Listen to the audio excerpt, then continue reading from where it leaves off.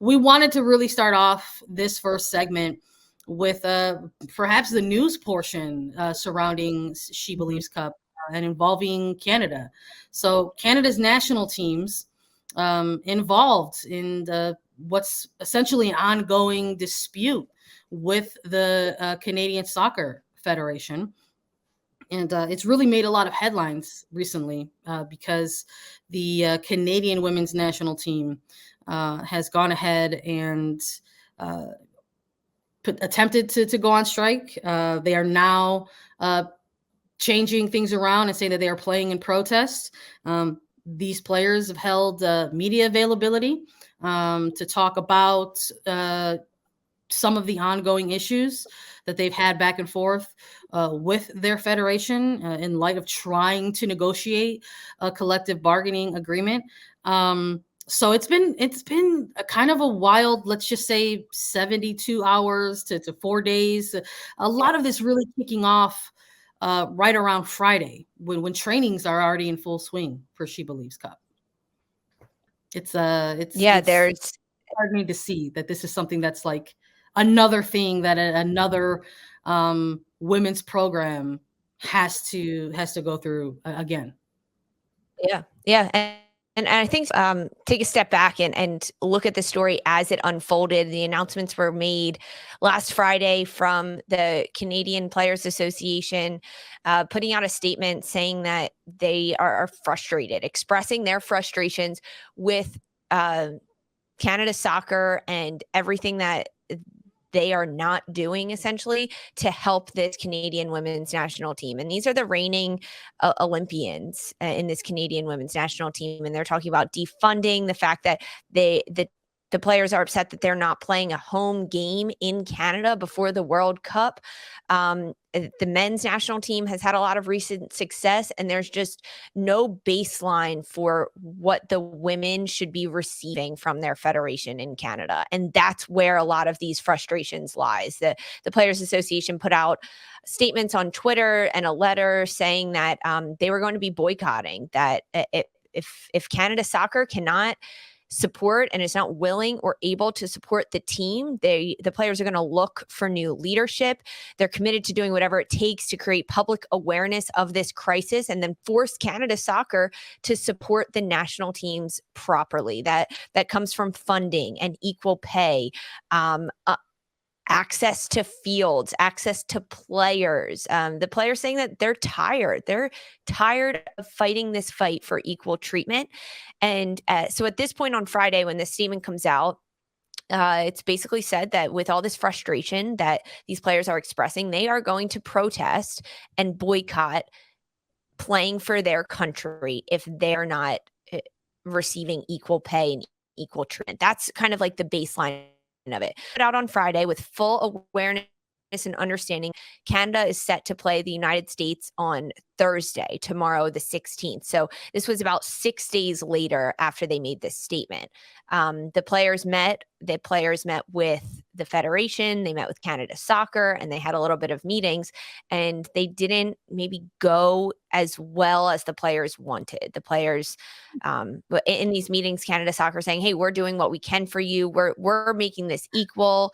We're doing everything we can. And basically threatening the players to some extent. Correct me if I'm wrong, Sandra, saying like, if you don't play, there will be consequences and you will never be paid for what you've done this year and what you've played. Yeah, it's an interesting stance to take while you're also saying that you want to continue to negotiate with both your national teams essentially in good faith. It almost sort of gives, perception is reality for a lot of people, many people out there. So it gives the perception to many out there that there's a little bit of, strong arming and utilizing resources that some of these players don't have. The federation has those type of resources to say, you know what, if you don't, fulfill the obligation to play these matches coming up, you'll face litigation. And obviously these players are not in a position to withstand something like that. And we talk about things like, the concept of equality or equal pay between these teams. And it's just sort of funny to even chat about that within this, because this federation has talked about cutting budgets for both of these teams. So how was Yeah. that for equality? It's like, it's a little bit, gosh, it's just sort of maddening to go through some of the details of this sort of ongoing dispute between all three of Mhm. these parties, whether it's been the men's team, both national teams, and the federation. So to sort of see how things progress from a late Friday evening or a Saturday evening all the way through to really what was essentially like a Tuesday a press conference Right. amongst some players, which I think is where a lot of folks were maybe waiting for that other shoe to drop. Like what are some of these players thinking, saying, feeling? Because we only saw, we saw some players try to utilize their social media to express themselves, right? We saw, I mean, I think it was Jessie Fleming who took to her Instagram and tried to put things out. I believe she said, there's two issues, big issues here with Canada soccer. There's poor governance, financial mismanagement, lack of transparency, and widely reported deal between Canada soccer and Canada soccer business. These are two things that kind of are conflicting that the players can't necessarily comment on. And gender inequity, that over the last 2 Right. years there's been significant funding discrepancies between both of the programs, and that I think people learned for maybe the first time that there has been a real hack in budget for this year, Yes. as the teams are trying to prepare, whether it's the men's program for 2026, World Cup in which they will be playing host, Yep. or in this summer where the women's national team program is going to go and compete. Where, look, let's be frank about it. This is a Canadian team that has a real opportunity, a real shot in Yeah. front of them to be World Cup champions. That's Yeah. not something that I think you could take lightly. I think windows are short, right? Windows of success are Totally. very, very short. And we've seen this Canadian team be very competitive, have always sort of been within the top 10 of the rankings in terms of official FIFA rankings.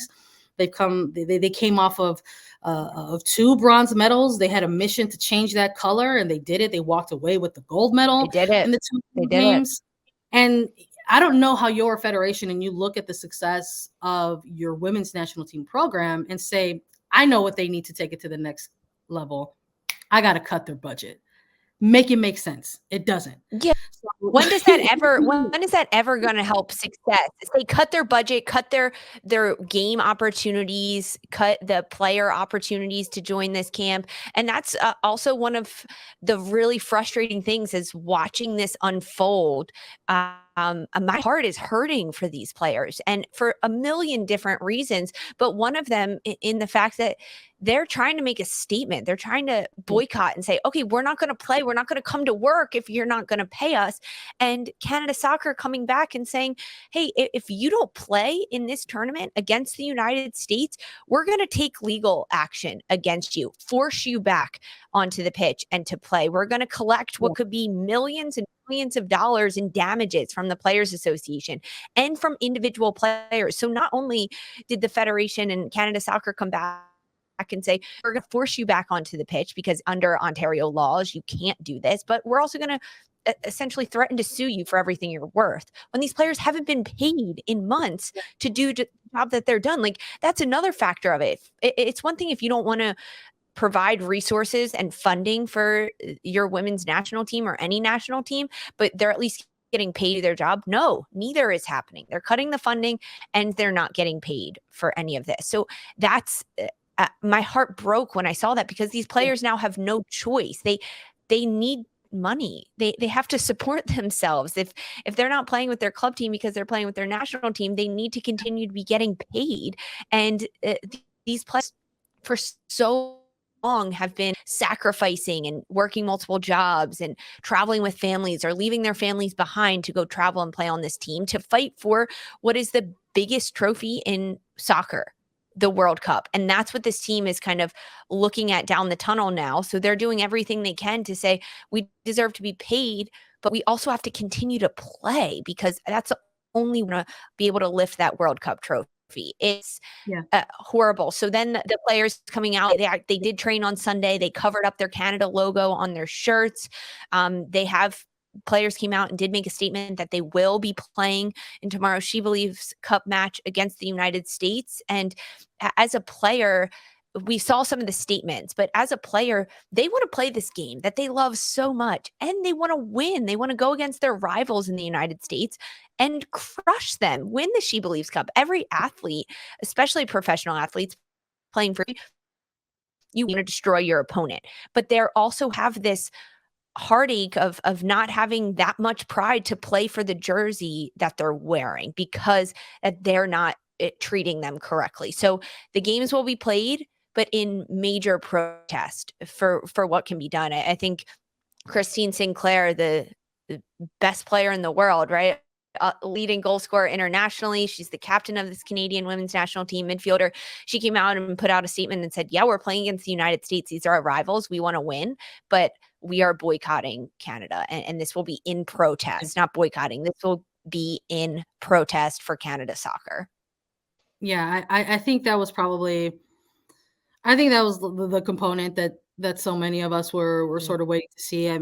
Christine Sinclair, Janine Becky, Sophie Schmidt, Quinn, all players um, who participated in this media availability for Canada soccer players, and um, it's just heartbreaking to you have, yes, we everyone should know the name and face of Christine Sinclair. Someday, probably in the near future, this is a player headed towards the nearing end of her career, and someday, yes, we'll probably announce a retirement. And when she does, it's going to be as like the greatest Canadian soccer player to have ever exist. But you've also got somebody like a Sophie Schmidt who has been part of this team Yeah. for a very long time, and has helped sort of lay the foundation of, and culture of what it means to be part of this team and part of that program. And, you hear from her in a press conference like this and saying that in the back and forth that went to head coach Bev Priestman ready to quit, like ready to be like, I'm done. I have no, I can't wear this shirt any longer. And head coach Priestman just saying, why don't you just take a second, sleep on it.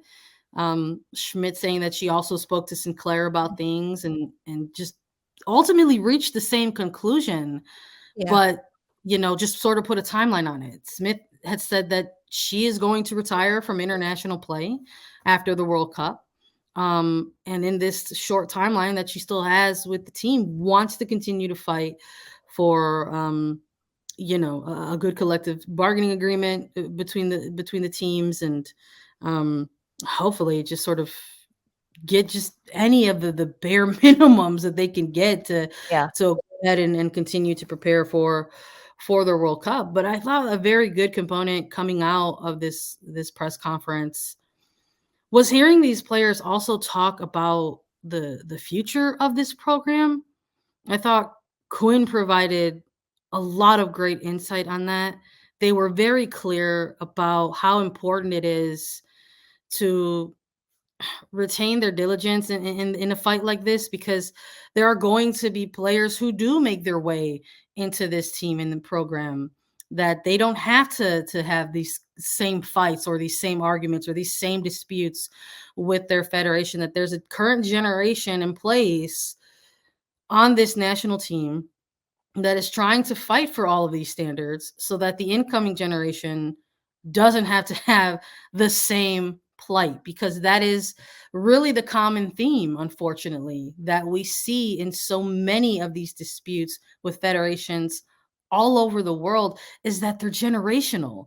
We hear these national teams and these programs, and you're talking about generational trauma of like constant fighting with federations. I mean, there's a reason why when we witnessed the historic CBA get signed for the United States women's national team, there were players of multiple eras around this historic Yeah. signing, because it has been something that has been fought for decades and decades and decades. So the other side of this is SheBelieves Cup is going to kick off. And I think Yeah. the transition out of this is the motivation. It was, I think, to sort of exit, the press conference, Christine Sinclair said that they are going to compete in She Believes Cup, and they are going to compete and play in protest. And they are going to go out there and they are going to win. And I think Yeah. something like this makes Canada immediately a dangerous factor amongst the 4 teams competing in this competition coming up. Oh no, Lisa, did I lose you? Did I drop the mic so You've hard? got that much more to play for. We lost you for a second, but are you back? I agree. I mean, they have. Am I back? Am I back Yeah, here? Do you have me? you're back now. You're back. Thank you. I mean, yeah, they have that much more to play for, right? And that much more on the line. I mean, and I want people to understand how difficult it is for a team to actually come together and put out a statement and say we will be boycotting this, because think of all the players that make up a team. They all have to come together and have one voice. And if you're looking to make a World Cup team as a player, maybe you don't want to make too many waves. You don't want to put your name on something that says I might not get the opportunity to get my second cap or get a goal or prove myself for the World Cup. That's a whole other layer than this. It's not just having the voice to say, yeah, we're going to boycott, we're going to protest, but it's making sure that every single player on the team is on the same page and they're willing to sacrifice their position on that team in order to have equal rights and equal fights. I mean, they even talked about that the players are sharing hotel rooms at this point, whereas the men's team, they each got their own hotel room when they were preparing for the World Cup. That the players coming from Europe got to fly business class, but the players coming from North America to Orlando for the SheBelieves Cup, they all flew economy, maybe economy plus. And that if the players wanted to upgrade, they had to pay for that themselves. Just these tiny things that people don't even think about. But when you're talking to your counterparts that are males and they've received treatment that's just up and better than yours, that's when it truly affects you. Yeah. So I mean, Canada's saying, hey, we're going to come out, we're going to win this, we're going to destroy this tournament. I believe that they're going to have smoke out of their ears playing in this tournament. You can only control what you can control, right? And part of that is the game in front of you, the game that you're going to play.